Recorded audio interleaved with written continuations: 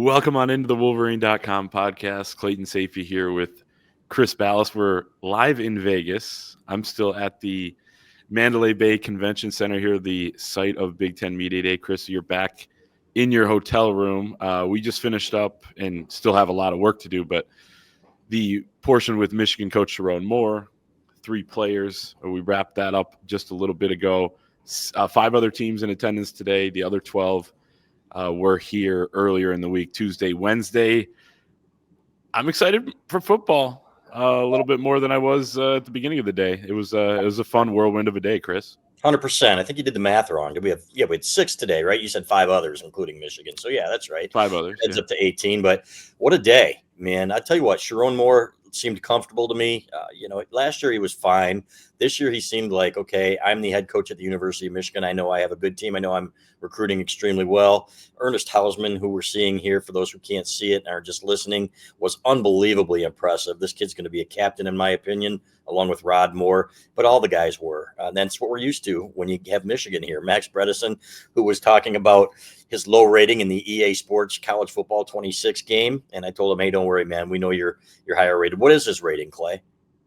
I don't remember exactly. You said it was ridiculously low, though. Yeah, it was low. And yeah, and he said Yeah, he said low, and I said, hey, don't worry, man. Michigan fans appreciate you. But anyway, it was exciting hearing about the weight gains and the weight losses that some of the Michigan players made, hearing them talk about Bryce Underwood and his work ethic. And this is really kind of the unofficial kickoff of football season, even though we have a month and a week. We have about 5.5 weeks before the actual kickoff. And it really felt like it. I really got the bug. Even here in Vegas, Clay, where we are at the beautiful Mandalay Bay, it really had a Big Ten feel to it. So it was a lot of fun. I really had a good time. No doubt. 79 is Max Bredesen's overall rating in EA Sports College Football 26. I would agree it's low, and I know I mentioned this a couple weeks back on the pod, but the fact that he's not doesn't have the highest toughness rating on Michigan's team is also pretty obscene, I would say, from EA Sports. So they got to fix that. They'll have some. Who does have it? Who does have that highest toughness rating? Somebody else. Okay. Yeah. We'll figure it out. I got too much going on. I have so many tabs open right now. It's insane. It's crazy, isn't it? It's been a hell of a day. Yes. So, yeah, let's get into it. So we mentioned Max Bredesen here. Derek Moore was also here, the edge rusher. And then, as you said, Ernest Hausman, Michigan's starting linebacker, along with Chiron Moore. I guess let's start with the players because we talked with them earlier in the day before we got the full session with Chiron Moore. 45 minutes, by the way, that video up on our YouTube channel. Also video with all of Michigan's players there, so check those out. I thought it's funny that Ohio State, they were day one, right? They were on Tuesday, and Yes. A lot of the reporters stuck around as they normally do to try to bait Michigan, people into different quotes and things like that. But they're having a harder and harder time as these losses keep stacking up for Ohio State against Michigan. So it makes it actually a little bit more fun than maybe it was a few years ago, because you are getting these questions about Michigan's dominance over Ohio State. But now the things that they can kind of poke holes in is, oh, well, what was it like watching Ohio State win the national championship? And, Derek Moore started laughing and said, yeah, I was rooting for Ohio State to lose all those games, but he said, give them credit. At the same time, he was asked about Jeremiah Smith's comments about promising 2 victories over Michigan this year and next year before he moves on to the NFL. He said, I don't really have a reaction to it. All I can say is see y'all in November. If that's how he feels, that's how he can feel. But when November comes around, it's time to play. We're going to see. So a lot of Ohio State talk, but Michigan's got firm control of that rivalry, and I thought the players handled it pretty well. They did, and it was funny because I wish we could have heard Brian Day and maybe ask him a couple questions. That would have been fun too, hear him say, we're going to beat Michigan or I'm going to die my beard trying, or something like that. But we didn't get to hear that, which is disappointing. And to be there and to see him squirm when those questions are asked, there's something fun about that, right? So that's really the only regret I have. Jonathan Smith today, Michigan State, is not really quotable. He's not Mr. Personality when it comes to dealing with the media. And you don't really believe him when he says, oh, I get it now. I really get the rivalry now. I get that sucker. I get that sucker. Yeah, no, you don't.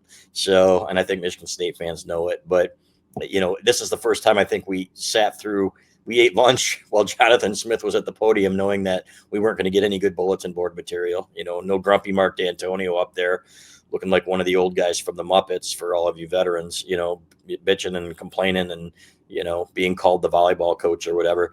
Yeah, this guy, he's a nice guy, and that's and I think he's a good guy, and I think that probably pisses Michigan State fans off to hear us say it. So, but I thought Sherrone was fantastic. I really thought he was really one of the best of the bunch that we heard today. And again, the confidence level, you can just tell that he really likes his football team. I get the sense, there are a lot of guys that give coach speak and they embellish maybe, but I didn't get the sense that he was doing that when he was talking about his defensive line, his front seven, his depth, the quarterbacks, and everything else. Really seems like he likes his team, Clay. It does. Every coach likes her. It's funny, Kirk Ferentz has been to so many of these. Yeah. He said earlier that, it's one of the best times of the year for coaches because they're all undefeated right now. There's a lot of optimism. I don't think anyone leaves these media days in a year feeling worse about a team. Maybe one that they actually fully understand. Like I may feel worse about UCLA, but I don't really know their roster. Only once, Clay, and it was when I was just getting started, and Nick Saban was the coach at Michigan State, and he was at the Brown table, and he said, on offense, we have no talent on the line. We have no talent at receiver, really. On defensive line, we have no talent. Linebackers, not much talent. So I would remember thinking, boy, Michigan State fans must be really, really excited about this group. So, and of course he built them up in 1999. They were really good. So, and then he got out of Dodge, but Chiron Moore, you can tell, look at the look on his face. For anybody who can sit there and watch this, if they're watching the video version of this, you can just sense the confidence in his mannerisms and the way he was talking. And to me, Michigan fans should feel better about this team. And he also gave a nice answer when he was talking about the offensive line and saying we have 10 legit options. And I think they do. I think there are a lot of unprovens, Clay, but I think there are the makings of a solid offensive line here, which is obviously the biggest concern about this Michigan offense is this line going to be able to hold up? And I think there are players there, and I think definitely for the future there are players there. So hopefully they can put it together this year, because that's going to be the key to the year. But really loved a lot of his answers. And as you pointed out to me when we were sitting there, you were like, I felt he was like a lot more candid instead of, we'll see, time will tell, or stuff like that. He gave good, insightful answers to a lot of our questions. And we got a lot of them, Clay, at the podium, away from the podium. Yeah, we did. Maybe it's just because it's Vegas or whatever, but you raise your hand, you expect there to be a long line for, some guys fit in Vegas and, some guys don't. True. And clearly the Wolverine does. And I don't know if that's a positive or a negative, but here we are, baby. We were getting called on a lot, so that's good. Yeah, nobody else was asking questions, and then the SID Dave Abloff goes, "Well, you're always getting two in there," and I'm like, "Hey, if nobody's raising their hand, man, there's a bunch of shit that I want to know, so I'm going to ask these questions, the hard hitting questions, and he gave great answers. I thought when it came to depth, when it came to being honest about guys and their improvement." Talking about Justin Tress and everything, and you getting hauled out of there, by the way? You getting arrested, Clay? I just saw they're tearing this whole place down, so I apologize for any loud noises, but there's a lot going on. There's some construction. Right. Yeah, well, go for it, man. It was, but it was a fun day, and again, Chiron Moore did a really good job. Yeah, and I guess sticking with the offensive line, it feels like there are a lot of competitions that are going to really unfold. Left tackle, right guard are the two big ones, and maybe more names that he talked about than really maybe you thought were super viable options when they started spring ball. So maybe some guys came along. He mentioned some true freshmen that could play.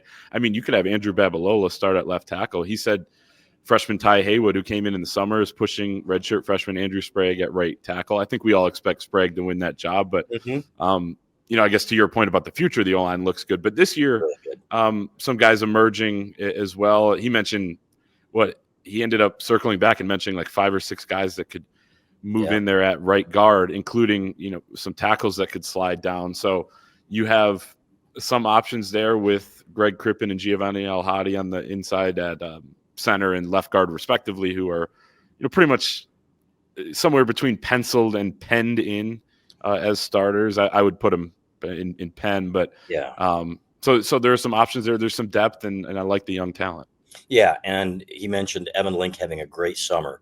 great summer, he said, in terms of conditioning and doing what he needs to do to make himself better, which obviously is nothing official. You can't officially work with the coaches for the most part, but there are a lot of things that you can do to better yourself, and he seems to be doing them. And he did point out that he had two better games anyway at the end of last season, including one at left tackle. So I'm with you. I think he starts at left tackle. I think you said that the opener, and then we'll see where it goes from there. But I think Babalola is going to be tough to keep off the field, and then maybe you can slide Link back inside.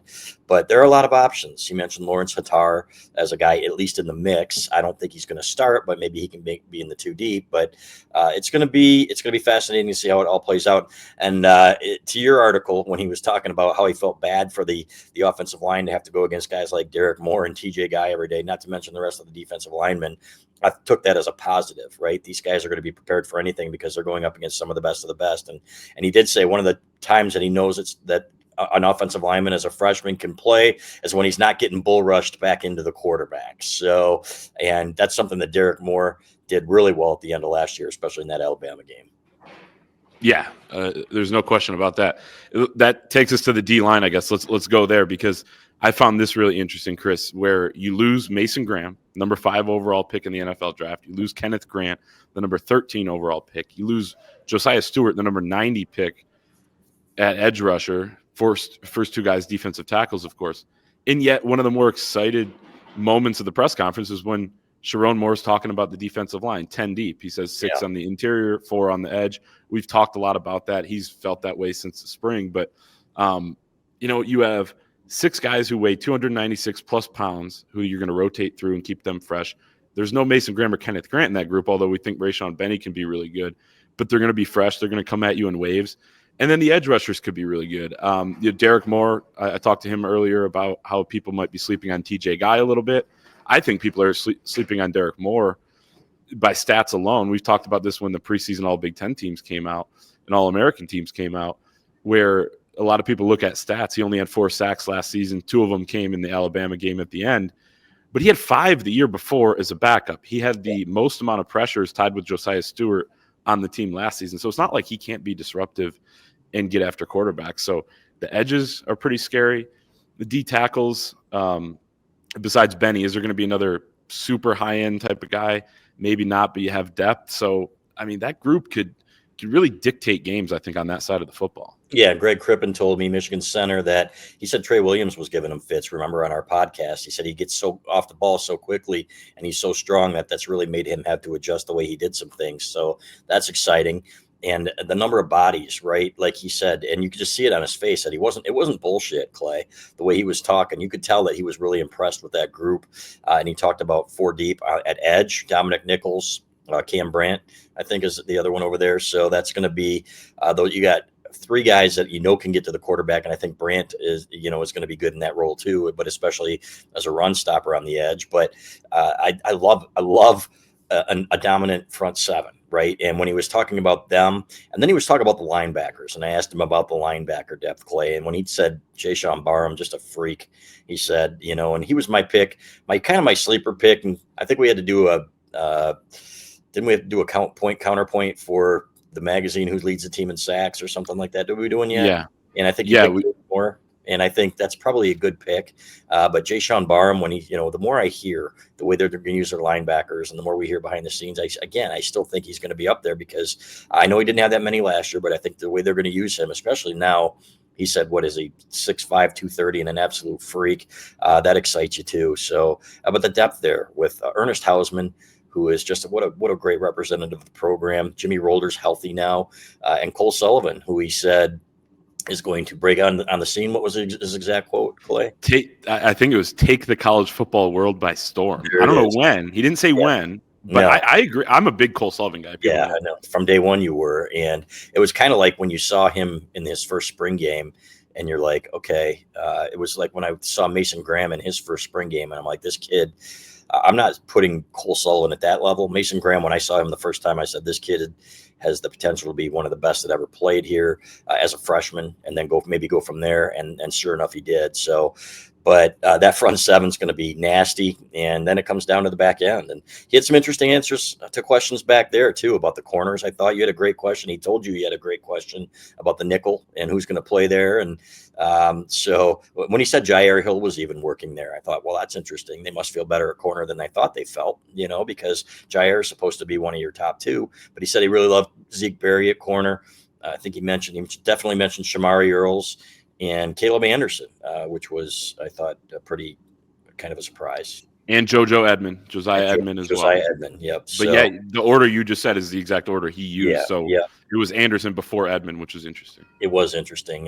And for a guy who hasn't played a ton at a high level or done much at a high level, I thought that was interesting. He likes his length. So we'll see. But that's what camp is for. And here we are, man. We're getting closer and closer. I think they start next week, if I'm not mistaken. He said Wednesday. Yeah. So that's it's fascinating, man. I am not wishing my summer away. I will not wish my summer away, but when football season gets here, I'm not going to complain either, man. It's awesome to go from the best season to best season, 1A, 1B is we are blessed up here in Ann Arbor. We are, and here in Las Vegas. And definitely in Las Vegas. I don't know if blessed is the word I would use, especially true. We got planned tonight. Yeah, we got planned tonight. Crazy plans. I'm not going to tell anybody, but right. Wink, wink, buddy. Crazy plans of probably ordering room service and writing articles, but yes, is that what we're calling it now? Well, that's because our bosses are watching, maybe. So okay, yeah. Anyway, but no, to your point about we'll see in fall camp, I think that is like what the nickel position is looking like right now. They rotated a bunch of guys through there in the spring. When you think about safeties and corners, and they're going to have to kind of whittle that down, what it's going to look like for the season, but they have a month to do that. And it is interesting because last year at the end of the season, they had their best success when Zeke Berry moved out to corner and then Makari Page moved down to nickel. Now you have more depth at safety, I think, than you do at corner. So you might be better off putting a safety type back down there at nickel again, just for a number standpoint. And Rod Moore is part of that equation with the depth. Who knows when exactly he's going to be 100% and ready to go.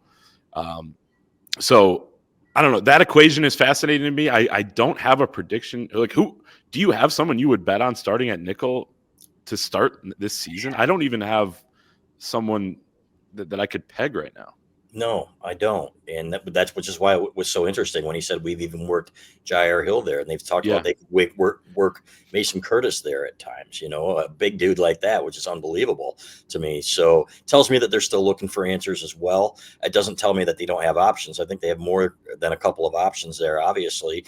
TJ Metcalf, I think, is possibly an option there as well. So, and I mean, they're just a ton of guys. So, but that's a luxury. So everybody's, it's funny because I mentioned the safeties on the message board and they said, well, there's potential. Everybody's, that's stacked.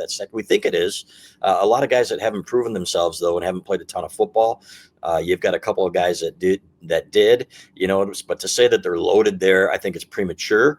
But I think that they feel pretty good about that position if some guys continue to mature and live up to their potential. So, but overall, the secondary, I feel solid about it. Not nearly as good, obviously, as the front seven, just because the front seven, I think, is going to be elite. I agree. I think it's a different equation than last year. But part of that equation we saw at the end of the season when Will Johnson went down, they had to kind of move some parts around. Before we move back to the offense, sorry to people listening, kind of winging it here. We just got done, and we're kind of long day, baby. We're weaving our way through the positions. Having the whole defensive staff back, I think, is really important. And Chiron Moore was asked if that's underrated. He said, not underrated. I'm just excited about it. And Wink Martindale's having the time of his life as the coach. Saw him on the golf course the other day. Looked like he probably had a good round. He looked like he was enjoying himself. I don't know how he hit it, but were you event? Just at the Champion Circle event. The Champion Circle event. Yeah, he was out there. He's been out to the U of M course a lot. He goes out with Chip Lindsey, which I love to hear. Those guys getting along real well. And Sherrone said that, the cohesiveness, that he'll walk out on the practice field and his two coordinators are talking and chopping it up and things like that. But the defensive staff back, the fact, and I talked to Ernest Hausman about this, where last January Wink Martindale was learning everyone's names. Now they were able to pick back up from not only the familiarity that they built, but also the success they had at the end of the season. So I think that's not a small thing either. Nope, I agree 100%. So Lou Esposito exceeded expectations, I thought. Now, part of that too, the talent. You're a really good coach. I think it was Chip Lindsey who told me this in the spring. He says you're a really, really good coach when you got really, really good players, right? So, and that's not to take anything away from what he accomplished last year, but this is a little bit different challenge. You don't have Mason Graham in there disrupting every other play. Kenneth Grant up there, who is an absolute freak of nature, but you do have great players still. So my expectations are really, really high that he's going to continue to look good. So I do like this staff. I like Lamar Morgan in the back end. I think he's a really mature, really good coach. So, and by the end of the year, that defense was playing, Clay, like we thought they would. And frankly, like the year before's defense that dominated football games. So that's what we expect. Wink Martindale has been telling people that he expects this defense can be even better than last year's. And part of the reason it will be, Clay, if it is because I think the offense will help them a little bit more and not put them in terrible positions all the time either.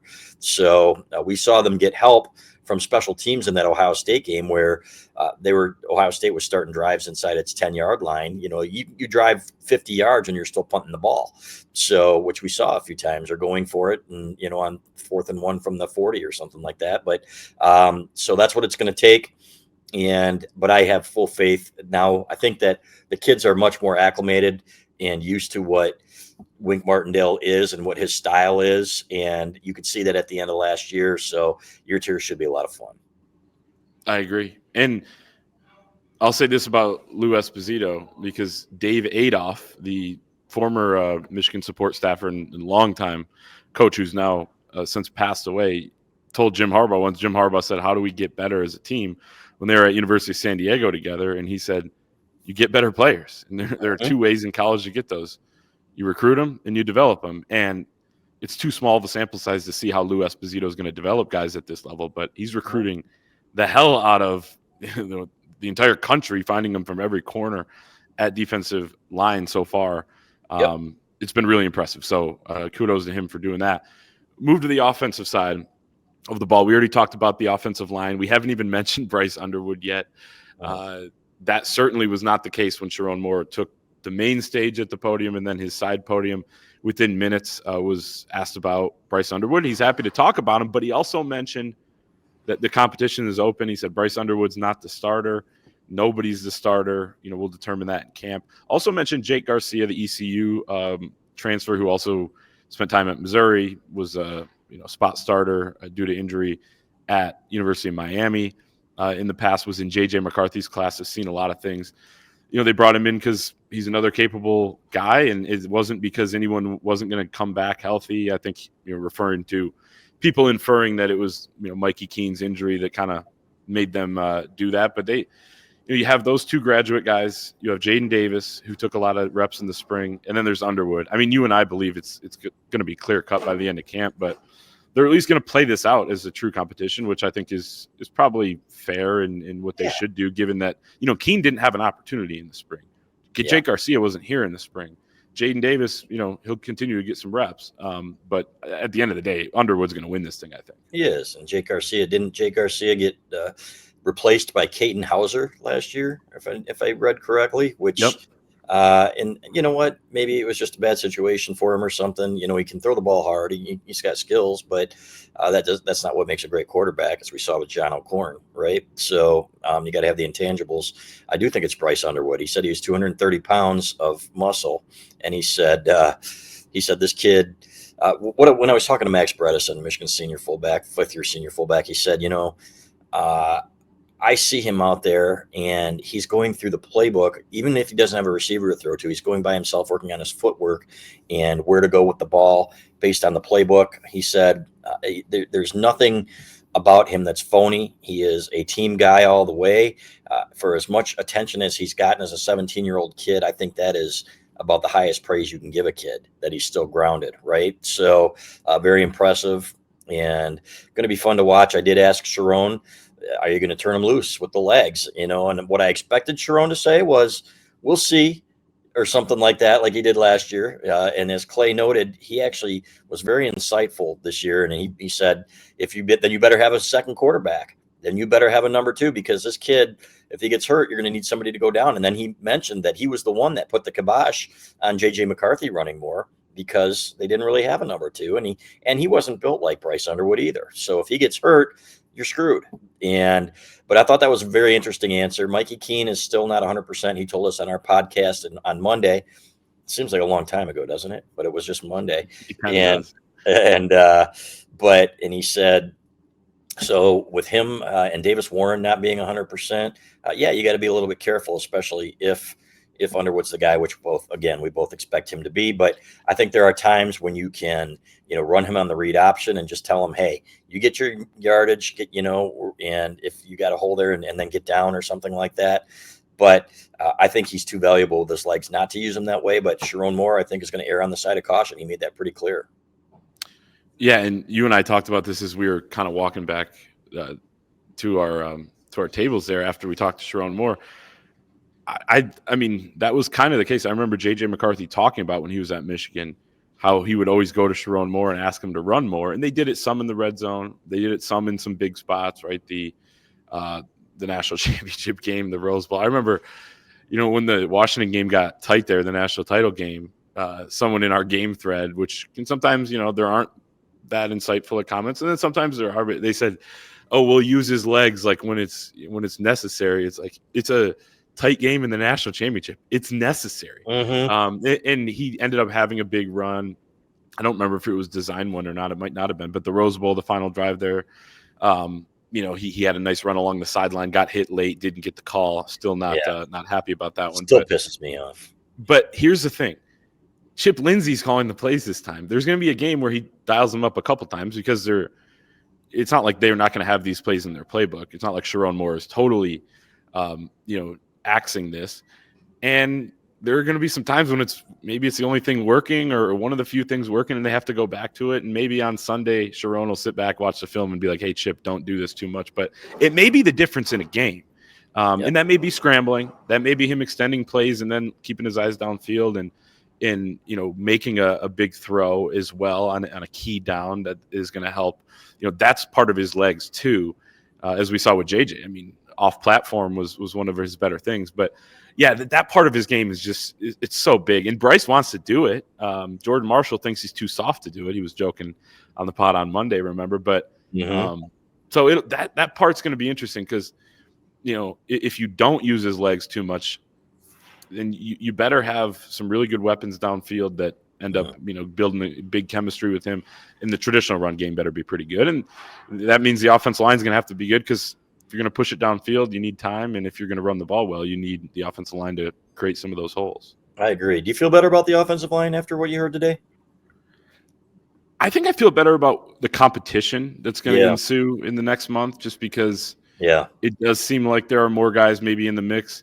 Offensive linemen can fall out of the shuffle real quick and then, you don't hear about them for 2-3 years. But it feels like more of those guys are in the mix at least. Yeah. It seems like they have more bodies and more real competition, and that makes me a little bit more excited for it. So, but the backs, 1A and 1B, he said Justice Haynes and Jordan Marshall were 1 and 2. And I said, all right, who's 1 and who's 2? And I knew what he was going to say. I knew I was going to answer it, 1A and 1B.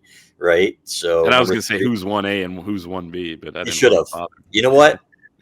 In 5 years, when you're even more comfortable, you will ask that question, and that'll be a great question. So, which one's A and which one's B? That would have been a great one, a great follow-up. I should have thought of it. So we're on the same wavelength. But number 3 is the one that interests me, and I thought it was interesting that he mentioned freshman Jasper Parker as that potential guy, and he said he's got Hassan Haskins type skills and body frame. So Haskins didn't break out right away. It took him a while, but Parker, he said, don't sleep on him, and I like Bryson Cusdell, the Grand Rapids kid. So I think that he will probably go into the season as number 3, but you're going to see most of the carries go to those top 2 guys. And I think they're both great options. I'm sticking with my pick that Jordan Marshall is going to be the bell cow when it comes to, well, not the bell cow, but he's going to get the majority of the carries this year.